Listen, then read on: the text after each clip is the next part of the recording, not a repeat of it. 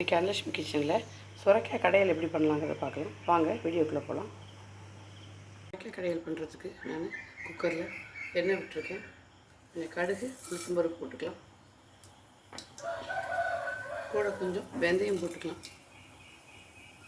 வர நேரத்தில் கொஞ்சம் சீரகம் போட்டுக்கலாம்.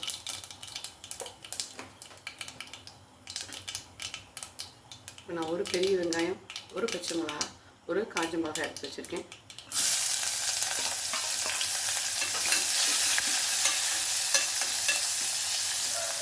நல்லா வெங்காயம் வதங்கட்டும். வெங்காயம் வதங்கிடுச்சு. ஒரு 4 பல்லு பூண்டு போடுறேன். கொஞ்சம் கருவேப்பிலை போட்டுக்கலாம். தக்காளி நல்லா 2 தக்காளியை கட் பண்ணி போட்டுக்கலாம். இந்த டிஷ்க்கு தேவையான உப்பு போட்டுக்கலாம்.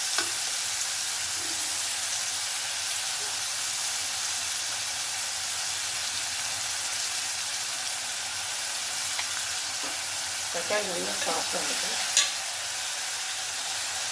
நல்லா சாஃப்டாகிடுச்சு. நான் மிளகாத்தூளும் மல்லித்தூளும் போடுறேன். கூடயே கொஞ்சம் குழம்பு மிளகாத்தூள் போட்டுக்கிறேன். இல்லாதவங்க நீங்கள் சில்லி பவுடரே போட்டுக்கலாம்.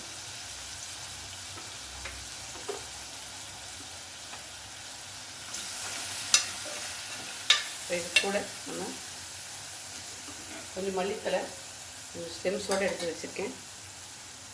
இது பாத்திரத்துலையும் பண்ணலாம், குக்கர்லேயும் பண்ணலாம். கடையில்னால நம்ம குக்கரில் பண்ணுறேன். இப்போ நம்ம கட் பண்ணி வச்சுருக்கிற சுரைக்காயை இது சேர்த்துக்கலாம்.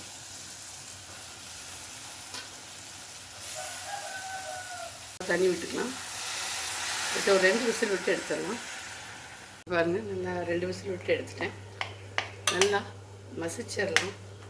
மத்து இருந்தால் மசிச்சிருங்க. சூட்டோடு பண்ணிட்டீங்கன்னா